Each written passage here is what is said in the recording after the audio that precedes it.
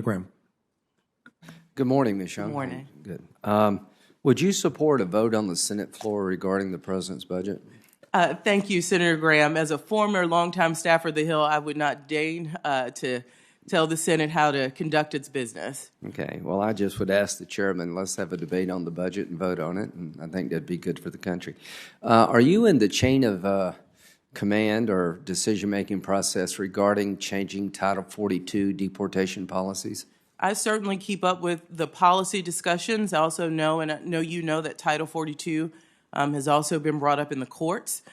So this might be decided by the judicial branch on how to deal with Title 42 at the border.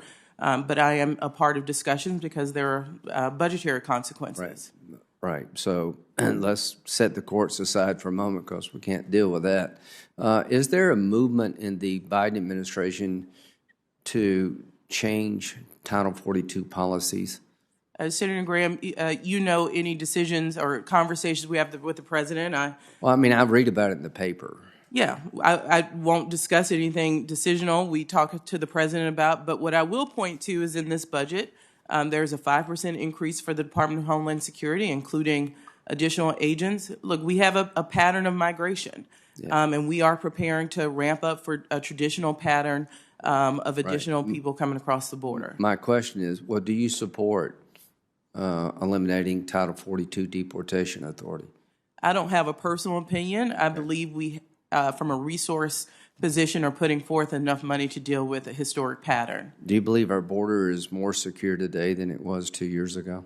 Senator, I strongly believe that we are putting forward a proposal that does more than a physical infrastructure. I believe there's bipartisan support for the technology options we're putting forward, and we ask you to take a close look at that. Do you believe things are going well here at home and abroad? I believe I read out some statistics. I'll revisit the strongest economic growth in 40 years last year. Yeah, I would just say, with all due respect, things are not going well here at home and abroad. And policies do matter, and I think the explosion you see at the border is about to get worse if we repeal Title 42 authority.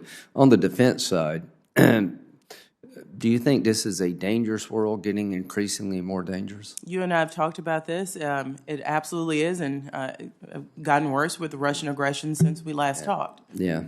So in this budget, we'll be spending 2.4% GDP on defense in the next decade, at the end of the next decade. Given the threats we face, does that make sense? If you allow me to be a little wonky here, we do budgets 10 years. You require that of us. Defense usually plans on a 5-year basis, a future year's defense budget. So we absolutely do ramp up in accordance with that. And the rest of the 5 years is mechanical, and I'm sure we'll revisit that in future years.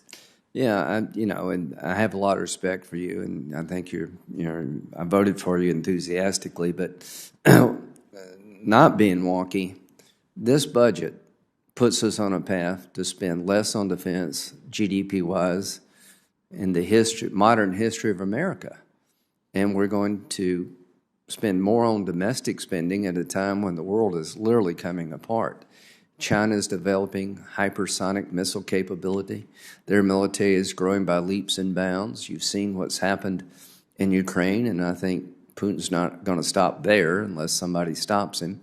The Iranian nuclear threat's going to reemerge again. So I would just say on the defense side, this budget has got it all wrong. That's just my opinion. On inflation, how much of inflation increases are driven by energy cost? It is a fair amount, and it has increased since Russian aggression. Yeah. In this budget, you eliminate tax advantages for oil and gas companies when it comes to exploring for American-owned oil and gas. Is that correct? That is correct. Yeah.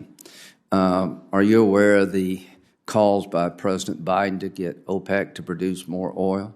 Senator, not in my lane. Yeah, well, apparently his call for, we're talking to Venezuela, we're talking to Saudi Arabia, we're even entertaining having Iran produce more oil and gas, and we're going out of the oil and gas business here. While I believe climate change is real, I think this budget would make the problems at the pump enormously worse. And I would like to urge the chairman to bring the budget to the floor, dedicate some time, and let's talk about it and vote on it. Thank you very much. And thank you for staying